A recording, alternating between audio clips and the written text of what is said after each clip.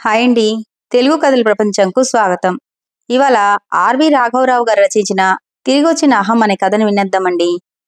కృష్ణ విసురుగా బెడ్రూంలోకి వచ్చి కోపంగా అసలు నువ్వు ఆలోచించే చేస్తున్నావా అన్నాడు భార్య అరవిందతో. ఉతికిన బట్టలు మడతపెట్టి బీరువాలో పెడుతున్న అరవింద వెనుదిరగకుండానే అన్నీ ఆలోచించే చేశాను అంది ప్రశాంతంగా, అన్నీ అన్న పదాన్ని నొక్కి చూపుతూ. రెట్టింపైన కోపాన్ని ఉక్రోషం చుట్టుముట్టగా నిస్సహాయంగా బెడ్ పక్కన కుర్చీలో కూలబడ్డాడు కృష్ణ. కొత్తగా కొన్న త్రిబుల్ బెడ్రూమ్ అపార్ట్మెంట్లో తూర్పు వైపుగా ఉన్న తండ్రి రూమ్ నిశ్శబ్దంగా ఉంది. 5 ఏళ్ల చింటూ రూంలోంచి మాత్రం టీవీ సౌండ్ వినబడుతోంది. తనకేం సమస్య వచ్చినా తండ్రి దగ్గరకు పోయి కాసేపు కూర్చొని సేద తీరటం కృష్ణకు అలవాటు. ఇప్పుడు సమస్య తండ్రిదే కాదు, సమస్య తనదే. కాదు కాదు, తనే తండ్రికి సమస్య. రోజులా మాట్లాడటం కాదు, ఆయన వంక చూడాలన్నా గిల్టీగా ఉంది కృష్ణకు తన భార్య వల్ల. ముండ్లమూరు గవర్నమెంట్ స్కూల్లో క్లర్కుగా పనిచేసి రిటైర్ అయిన తండ్రిని తల్లి మరణానంతరం కృష్ణ 2 నెలల క్రితం తన వద్దకు తెచ్చుకున్నాడు. సాయంత్రం 10-15 నిమిషాలు వాకింగ్కి తప్ప ఆయన పెద్దగా బయటకు వెళ్ళడు. 2 పూట్ల స్నాక్స్, భోజనంలో ఏ లోటు చేయదు అరవింద. 3 నెలలకోసారి కృష్ణ తన హెల్త్ ఇన్సూరెన్స్ కార్డు మీద తండ్రికి చెకప్ చేయిస్తాడు. అంతేకాదు, ఆయనకు ఏది ఎప్పుడు అవసరమో గ్రహించి తక్షణం అమరుస్తూ ఉంటాడు కూడా.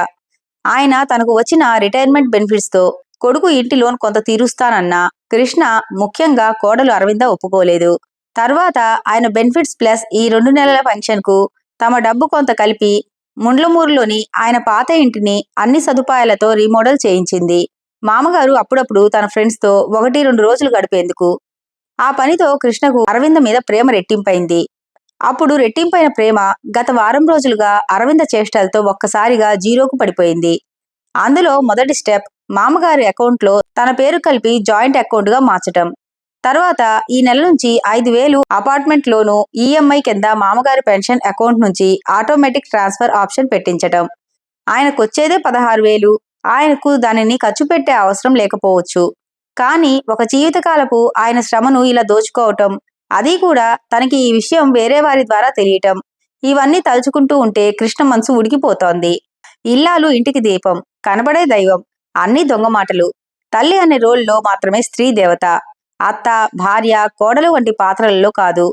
పిల్లలు పుట్టగానే ప్రపంచాన్నంతా వాళ్లకు దోచిపెట్టాలనే ఇన్స్టింక్ట్ దైవత్వం ఎలా అవుతుంది? గతంలో ఏదో టీవీ చర్చా వేదికలో తను విన్న విశ్లేషణలు గుర్తుకొచ్చాయి. అప్పుడు ట్రాష్ అని కొట్టిపడేసినా ఇప్పుడు మాత్రం అనుభవంలో అవన్నీ నిజమే అనిపిస్తోంది కృష్ణకు. తండ్రిని పలకరించడానికి కూడా మనస్కరించక కారు తీసుకుని నెల్లూరు బస్టాండ్ దగ్గరలోని రత్నమహల్ హాల్ వెనుక ఉన్న తన ఆడిట్ ఆఫీస్కు బయలుదేరాడు కృష్ణ. ఆదివారం నాడు ఆఫీసు దరిదాపుల్లో కూడా కనపడని తన బాస్ రాకను ఆశ్చర్యంగా చూస్తూ విష్ చేశాడు వాచ్మ్యాన్. దానిని పట్టించుకోకుండా తన రూంలోకెళ్లి ఏసీ వేసుకుని టీవీ ఆన్ చేశాడు. ఏదో కొత్త సినిమా వస్తోంది ఓటీటీలో. లడ్డూ బ్యాచ్ను పట్టుకునే ప్రయత్నంలో ఉండగా రిసార్ట్లో 2 హత్య చేయబడ్డారని తెలుసుకుని వచ్చిన సీఐ తలుపులు బాది చివరకు కాలితో తన్నగానే రంధ్రం ఏర్పడి తలుపులో బూటు ఇరుక్కుపోతుంది. దానిని అతి కష్టం మీద బయటకు లాక్కుంటూ అవస్థలు పడుతూ ఉండగా పక్కనున్న కానిస్టేబుల్ తీరిగ్గా కీతో తాళం తీసి లోపలికి వెళ్తాడు. కృష్ణ చూస్తున్నది దానిని కాదు, తర్వాత షాట్లో తెరుచుకుంటున్నప్పుడు తలుపులో ఆ రంధ్రం లేకపోవటాన్ని. తన తండ్రికి సినిమాలంటే ప్రాణం. ఆ అలవాటే తనకొచ్చింది. సినిమా విశ్లేషణలు, విమర్శలు, ఆస్వాదనలు. మనసు బాలేనప్పుడు ఇవే తనకు రిలీఫ్ ఇచ్చేవి.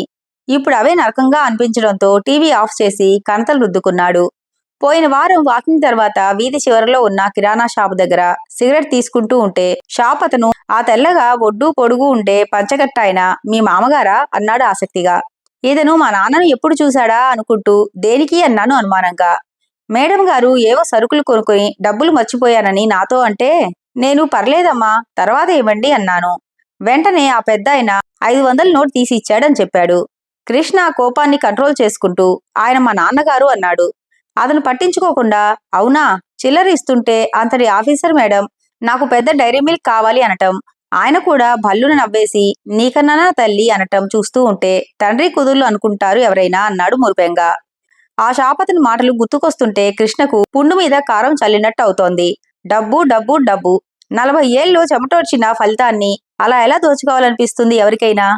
మనుషుల మరో కోణం పెద్ద పెద్ద మేధావులకే అర్థం కాదు. అరవింద దోపిడీ కిరాణా షాపు వాడికేం అర్థమవుతుంది? పోను పోను భార్య మీద ద్వేషం రెట్టింపు అవుతోంది కృష్ణకి. సెల్ మోగడంతో చూశాడు. ఫాదర్ అని డిస్ప్లే అవుతోంది. సెల్ తీసుకుంటూ ఉంటే కృష్ణ చేతులు వణికాయి. భార్యకు తండ్రికి మధ్య ఖచ్చితంగా వాగ్వివాదం జరిగి ఉంటుంది. ఏం చేయాలో పాలుపోక నిదానంగా సెల్ నొక్కాడు కృష్ణ. చింటూగాడి బర్త్డేకి ప్రెజెంటేషన్ కొందామని బజారుకు వచ్చాం. ఆ బ్యాట్లు బాళ్ళు ఏ రకం కొనాలో తెలియటం లేదురా. తండ్రి గొంతులో కంగారు. బిత్తరపోయాడు కృష్ణ. అర్థమైంది. వారం క్రితం పడ్డ 3వ నెల పెన్షన్ ₹1 కూడా మిగల్చకుండా మొత్తం కాజేద్దామని అరవింద ప్లాను. అందుకే తిన్న తర్వాత మధ్యాహ్నం తప్పనిసరిగా కునుకు తీసే నాన్నను బలవంతంగా ఇలా పంపించింది. కృష్ణలో టెన్షన్, ఆవేదన క్రమక్రమంగా తీవ్రమైన కోపంగా మారిపోతోంది. ఏం చేయమంటావురా అన్న సెల్లో తండ్రి మాటకు ఉలిక్కిపడి, వాడికి తెలుసులే నాన్నా అన్నాడు కోపాన్ని కంట్రోల్ చేసుకుంటూ.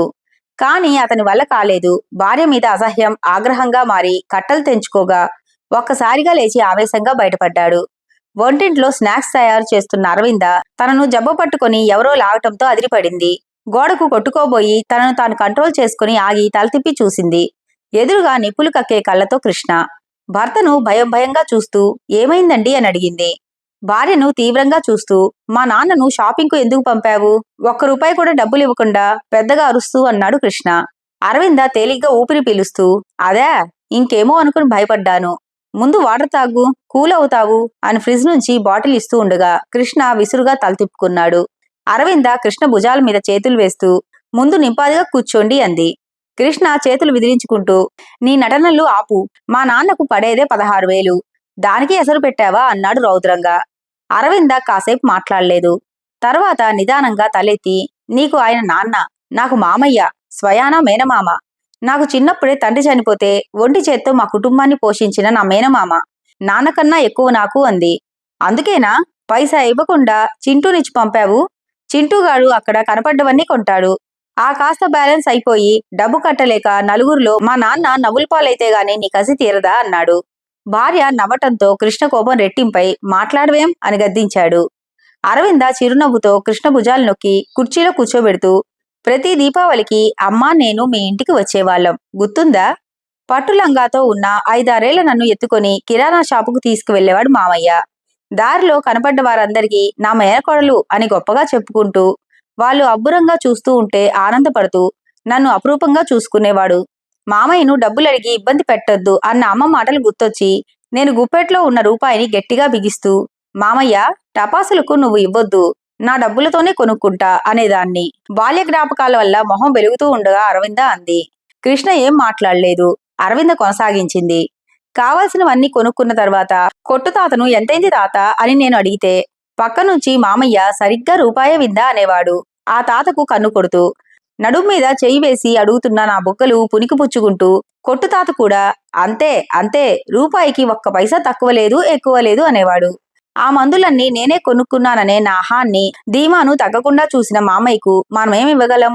అవి ఇవ్వటం తప్ప అంది కళ్ళు తుడుచుకుంటూ. జరుగుతున్నదంట కృష్ణకు లీలగా అర్థమవుతూ కోపం రౌద్రం క్రమేపీ తగ్గిపోసాగాయి. అయినా ఏదో గుర్తొచ్చి కృష్ణ ఏదో అనుభోయంతలో అరవింద చెయ్యెత్తి ఆపుతూ, నీ డౌట్ అర్థమైంది. ఆ షాప్ మా ఫ్రెండ్ పల్లవిది. చింటూగాడు ఎంత షాపింగ్ చేసినా బిల్లు 10,000కు ₹1 తక్కువ ఉండదు ఎక్కువ ఉండదు అంది చిన్నప్పటి మామయ్య మాటలు అనుకరిస్తూ. కృష్ణ మనసు నిండా భార్య పట్ల కృతజ్ఞత చోటు చేసుకుంది. ఏదో సైకాలజీ బుక్ లో చదివిన మాటలు గుర్తుకొచ్చాయి. నేనొక్కడినే కుటుంబాన్ని నడపగలుగుతున్నాననే మగవాడి అహం, మేల్ ఈగో క్రమేపీ ఆత్మవిశ్వాసంగా మారి అతన్ని సమర్థుడిగా స్థిరపరుస్తుంది. విజయాలు సాధించడం లేదనో విశ్రాంతి కావాలనో భార్యా పిల్లలు అతని మేల్ ఈగోని లాగివేసే చర్యలో భాగంగా అదృశ్యంగా ఉన్న అతని ఆత్మవిశ్వాసము ఊడిపడుతోంది. అది అతన్ని వ్యర్థుడిగా మార్చివేసి తనను తాను నిరుపయోగ వస్తువుగా భావించే స్థాయికి దిగజారుస్తుంది.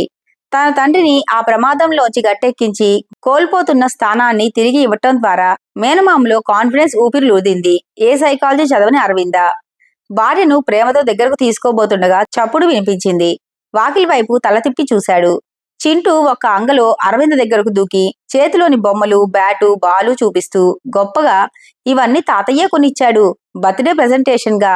షాపులో తాతయ్యతో సెల్ఫీ తీసుకుని మా ఫ్రెండ్స్ కి పంపించాను కూడా అన్నాడు గర్వంగా. ఆ వెనుకగా మాధవరావు చేతిలో బ్యాగ్ తో వస్తూ, అల్లాడిచ్చాడ్రా నీ కొడుకు, మొత్తం 10,000 మించలేదనుకో, లేకపోతే నీకు ఫోన్ చేద్దామనుకున్నా అంటూ ఈ మధ్య తాను కొత్తగా కొన్న చిన్న ల్యాప్టాప్ తో గదిలోంచి తన వద్దకు పరిగెత్తుకొచ్చిన మనవడిని ఆప్యాయంగా వెంటబెట్టుకుని తన రూమ్ లోకి వెళ్లాడు. నాన్న చెయ్యి మీసం మీదకు పోవటాన్ని చాలా రోజుల తర్వాత చూశాడు కృష్ణ. ఆయన మాటల్లో సంతోషం, గాంభీర్యం, హుందాతనం తొణికిసలాడుతున్నాయి. లెఫ్ట్ హ్యాండ్ థంబ్, మిడిల్ ఫింగర్లతో ల్యాప్టాప్ మధ్యలో పైభాగాన్ని, అదేవిధంగా రైట్ హ్యాండ్తో కింద భాగాన్ని యూజ్ చేసి పైకి తెరవాలి. సైడ్ భాగాలతో కాదు. స్ప్రే డైరెక్ట్గా చల్లకూడదు. క్లాత్ మీద చల్లి తర్వాత తుడవాలి. అంతేకాదు, ఛార్జింగ్లో ఉన్నప్పుడు యూజ్ చేయకూడదు. శ్రద్ధగా వింటున్న మనవడికి వాడి భాషలో వాడికి అర్థమయ్యేటట్లు వివరిస్తున్న మాధవరావు ఏదో అలికిడి వినిపించి తలెత్తి చూశాడు. ఎదురుగా ఏదో సంశయిస్తూ కృష్ణ. ఏరా, ఏం కావాలి అని అడిగాడు.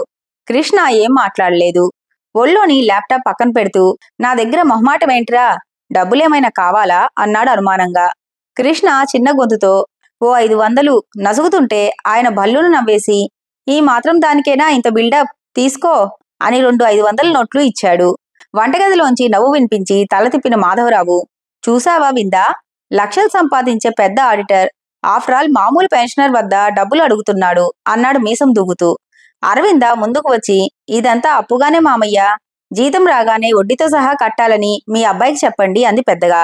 అందరి నవ్వులతో గదంతా ప్రతిధ్వనించింది. ఇంతటితో కథ కంచికి మనం ఇంటికి.